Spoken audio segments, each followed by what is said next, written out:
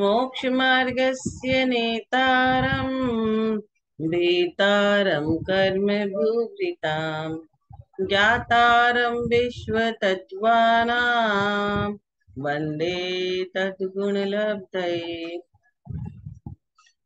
हम चर्चा कर रहे हैं तत्वार्थ सूत्र के अध्याय नंबर 2 और सूत्र नंबर 13। सूत्र नंबर 13, पृथ्व्य तेजो वायु वनस्पत्य स्थावरः, जिसमें हमने पढ़ा पृथ्वी कायिक कौन कौन से कितने प्रकार, पृथ्वी कायिक, जल कायिक, अग्नि कायिक, वायु कायिक और वनस्पति कायिक, ये 5 स्थावर है। इसमें हम पृथ्वी कायिक की चर्चा कर चुके। अब हम जल कायिक की चर्चा करेंगे कि जल कायिक में क्या क्या आते हैं। हम देखते हैं जब बारिश होती है तो मोटी मोटी बूंदे बरसात की गिरती है और कभी कभी उसमें ओला भी गिरने लगता है। ओस, हिम, कोहरा, मोटी मोटी बूंदे, छोटी छोटी बूंदे, शुद्ध जल और घन जल, ये सब जल का एक जीव है। रात्रि के पश्चिम पहर में मेघ सहित आकाश से जो सूक्ष्म जलकण गिरते रहते हैं उसे हम क्या कहते हैं, ओश की बूंदें। जो पानी घन होकर नीचे ओले के रूप में हो जाता है वह हिम है और हम उसे क्या कहते हैं, बर्फ। लोग बोलते हैं कश्मीर जाएंगे, बर्फ पे घूमेंगे, तो वह बर्फ क्या है, जल का है। कोहरा, धूमाकार, धूम के आकार वाला जल जो कोहरा कहलाता है उसे ही महिका भी कहते हैं। मोटी मोटी बूंदे स्थूल बिंदु रूप जल हरित नाम वाला, उसे हम मोटी बूंदे कहते हैं। और छोटी बूंदे सूक्ष्म बिंदु रूप जल अणुसंज्ञक है। शुद्ध जल किसे कहते हैं, चंद्रकांत से उत्पन्न हुआ जल शुद्ध जल कहलाता है।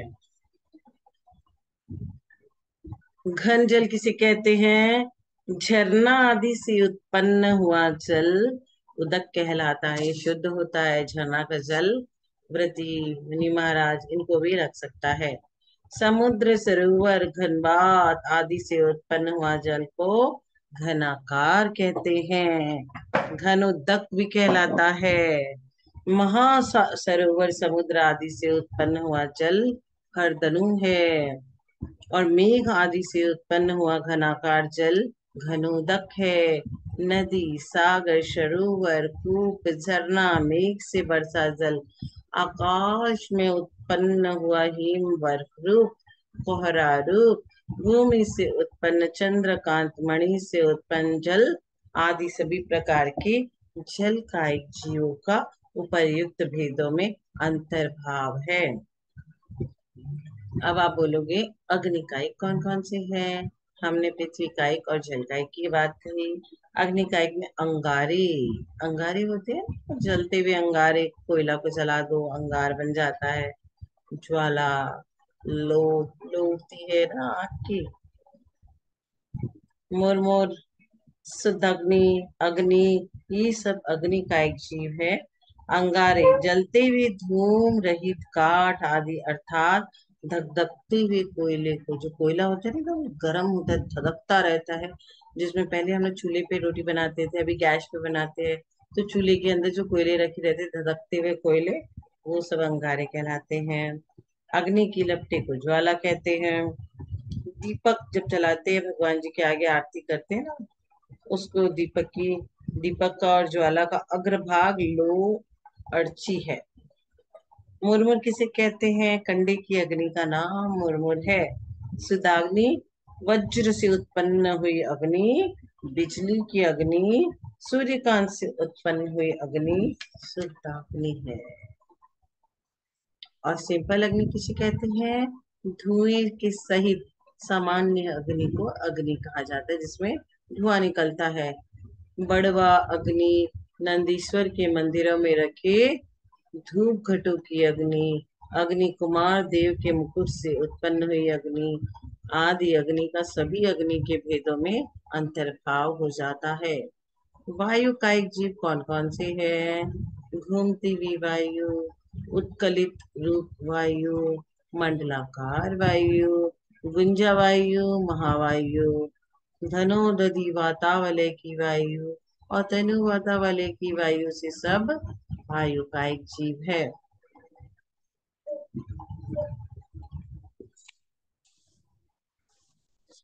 वात शब्द से सामान्य वायु को कहा जाता है। जो वायु घूमती है, घूमते हुए ऊपर की ओर उठती है, उसे उद उद भ्रम वायु कहलाते हैं। जो लहरों की समान होती है, वह कलित रूप वायु है। पृथ्वी में लगकर घूमती हुई वायु मंडलीय वायु है। गूंजती हुई वायु गुंजा वायु है और वृक्षादि को गिरा देने वाली वायु महावायु है। घनोदधि वात वलय तनु वात वलय की वायु घनाकार है। पंखे आदि से की गई वायु अथवा लोक को वेष्टिक करने वाली वायु तनुवात है। उदर में स्थित वायु 5 प्रकार की होती है।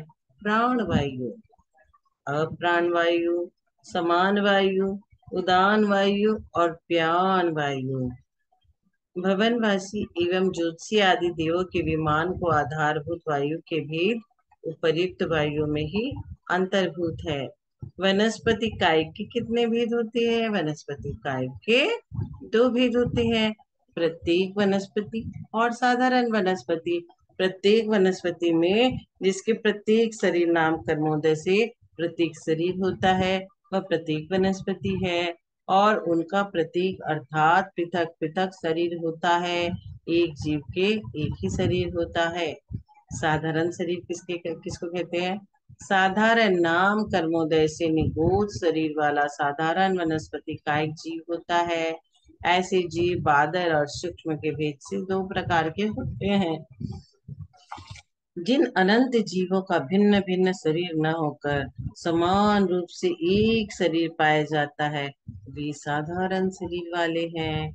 और जिस अनंत जीवों का भिन्न भिन्न शरीर न होकर एक ही शरीर पाया जाता है, जिन अनंत जीवों का आहार, श्वासोच्छ्वास, शरीर और आयु साधारण होती है, वे साधारण कायिक जीव है।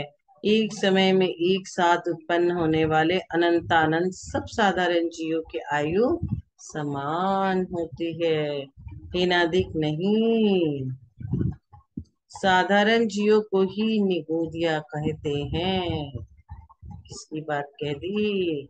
निगोदिया जीवों की। उसमें क्या क्या विशेषता है?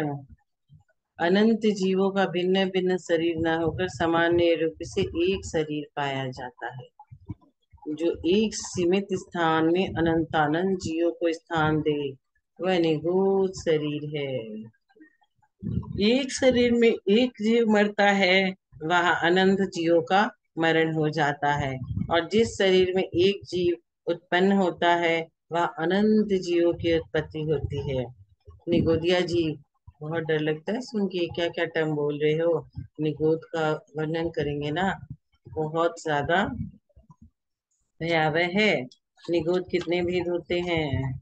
निगोद के भेद होते हैं नित्य निगोद, इतर निगोद और 3 भेद है ना,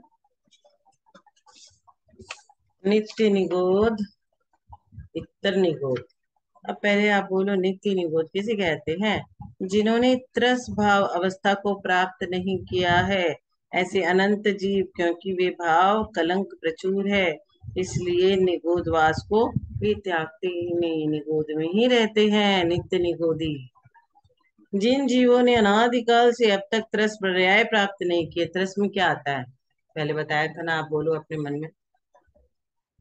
2 इंद्री 3 इंद्री 4 इंद्री और पंचेंद्री, स्थावर में क्या आता है? 1 इंद्री। तो जिन्होंने त्रस पर्याय प्राप्त नहीं की, अर्थात जो अनादिकाल से आज तक निगोद से निकले ही नहीं है, परंतु भविष्य में त्रस पर्याय प्राप्त कर सकते हैं, उन्हें नित्य निगोद कहते हैं। अभी तक निगोद में है, त्रस पर्याय नहीं मिली है, लेकिन भविष्य में मौका मिला तो वो त्रस्पर्याय ग्रहण कर सकते हैं। निगोद के विषय में एक मत यह है कि जिन जीवों ने आज तक त्रस्पर्याय प्राप्त नहीं की और न ही करेंगे, वे भी नित्य निगोदिया है। There are two school of opinion. One school is saying नित्य निगोदिया हमेशा निगोद में रहते हैं और अभी तक त्रस्पर्याय प्राप्त नहीं की और बाद में ही नहीं करेंगे। But second school opinion is saying कि नित्य निगोदिया जीव निगोद में है, अनंत व बहुत सी निगोद में है, लेकिन कभी भी त्रस्पर्याय प्राप्त कर सकते। इतर निगोद, जो जीव निगोद से निकलकर अन्य पर्यायों को प्राप्त करता है और पुनः निगोद में उत्पन्न हो जाता है। एक श्वास में 8-10 बार जन्म्यो मरियो भरियो दुख बार, दौलत राम जी ने छड़ाला में लिखा है। तो इतर निगोद की क्या विशेषता है? एक बार वो निगोद से निकलता है और दूसरे जीव के पर्याय में जाके पुनः निगोद में आ जाता है। निगोद शरीर का स्वरूप व जीव संख्या कितनी है? दिल थाम के सुनिए। जम्मू द्वीप में भरत क्षेत्र में कौशल देश में साकेत नगरी और साकेत नगरी में घर होते हैं। उसी प्रकार स्कंद में अंडर, अंडर में आवास, आवास में पुलवी और पुलवी में निगोद शरीर होते हैं। स्कंद असंख्यात लोक प्रमाण है और अंडर, आवास, पुलवी और निगोद शरीर ये उत्तरोत्तर असंख्यात गुणित क्रम से स्थित है। स्कंद, अंडर, आवास, पुलवी और निगोद देहर्गे 5 है। उनमें से जो बादर निगोद का आश्रयभूत है, जैसे कि आलू, प्याज, मूली, गाजर, कितने होते हैं जमीकंद? आप बोलोगे 10, 10 से ज्यादा तो आप नहीं खाती ना। आलू, गिने, प्याज, लहसुन, अदरक, गाजर, ज्यादा जोर मारो तो सलजम, चुकंदर जिसे बोलते हैं, मूली, कितनी हुई? 7। हम आपको 3 और छूट देते हैं, 10। 350 जमीकंद खाने का पाप आप सभी को लग रहा है यदि आप जमीकंद का त्याग नहीं किए हैं।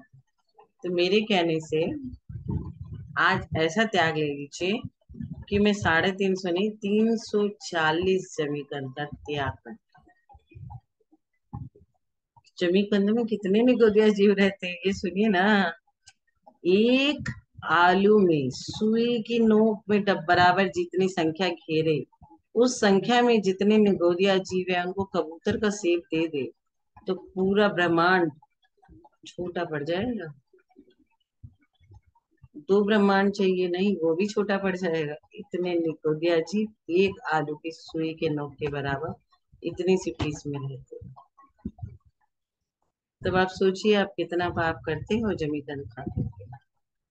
आलू का सब्स्टिट्यूट है रॉ बनाना, उससे आप समोसे, डोसा सब बना सकते हो। अदरक का सब्स्टिट्यूट है सॉल्ट, उससे आप चाय वगैरह जो आप पीते हो उसमें यूज कर सकते हो। क्यों करना है आलू को यूज? गाजर में इतना भी स्वाद नहीं, खीरा कोई कम है? तो आप अपने पापों को कम करना चाहते हो तो जमीकंद पे विशेष ध्यान दो, निगोदी अजीब रहते हैं वहां। आलू, प्याज, मूली, गाजर आदि संज्ञा को धारण करने वाला स्कंद कहलाता है और वे स्कंद संसार में असंख्यात लोक प्रमाण होते हैं। एक स्कंद में असंख्यात लोक प्रमाण अंडर होता है और एक एक अंडर के भीतर स्थित असंख्यात लोक प्रमाण आवास होते हैं और एक एक आवास के भीतर स्थित असंख्यात लोक प्रमाण कुलवी होता है। एक एक कुलवी में असंख्यात लोक प्रमाण निगूढ़ शरीर होता है जो औदरिक, तेजस तथा कार्बन उद्गलों की उपादान कारण होते हैं। वे निगूढ़ शरीर अलग अलग अनंतानंद निगूढ़ साधारण जीवों से अपूर्ण है, अर्थात एक निगूढ़ देह में अनंतानंत जीव राशि पाई जाती है। एक निगोद शरीर में द्रव्य प्रमाण की अपेक्षा देखे गए जीव अतीत काल में सिद्ध हुए सब जीवों से अनंत गुने हैं। कहते हैं अभी तक जितने भी जीव सिद्ध गए हैं ना, उनसे अनंत गुने ज्यादा जीव निगोदिया जीव है। संसार में जीवों की विच्छुत्ति समाप्ति कभी नहीं होती। उसका एक हेतु इस गाथा में कहा गया है। एक निगोद शरीर में द्रव्य प्रमाण की अपेक्षा अनंत जीव है। जब एक निगोद के जीवों को भी अभी तक मोक्ष नहीं हुआ, तब संसार में कितने स्कंद निगूढ़ देह है। अतः यह संसार कभी भी जीवों से रिक्त नहीं होगा। पृथ्वी का एक आदि में बोलना चलना आदि का व्यापार नहीं होता है, अतः उन्हें भस्म के समान अचेतन मानना चाहिए क्या? पृथ्वी का एक आदि जीवों के बोलने चलने और क्रियाओं का अभाव होने पर भी उन्हें अचेतन नहीं माना जा सकता है, क्योंकि उनकी अचेतन मानने पर मूर्छित सोए हुए अंडरस्थ आदि जीवों को भी हमें अचेतन मानना पड़ेगा। यदि उनको अचेतन मान भी ले तो समाधित्व आदि जीवों के चलन बोलन आदि नहीं होने पर भी वे चेतन ही है, अचेतन नहीं है। समाधिरस्त जीव है, अचेतन है, लेकिन वह चेतन नहीं चेतन कहलाता है। वैसे ही पृथ्वी कायिक ने चलना बोलना बंद किया, क्रिया न होने पर भी वे चेतन है, अचेतन नहीं। मुक्त आत्माओं के चलना आदि क्रिया न होने पर भी वे चेतन ही है, ऐसा अन्य मतावलंबी भी मानते हैं। पृथ्वी कायिक भी क्रिया के अभाव में भी चेतन ही है, अचेतन नहीं है। आगम से अनुमान प्रमाण से अथवा प्रत्यक्ष प्रमाण से व आहार भय आदि चारों संज्ञाओं के इनमें पाए जाने से इस पृथ्वी आदि में जीव का अस्तित्व सिद्ध हो जाता है। ये आहार आदि संज्ञाओं द्वारा सचेतन है, ऐसा आगम में निरूपण किया गया है।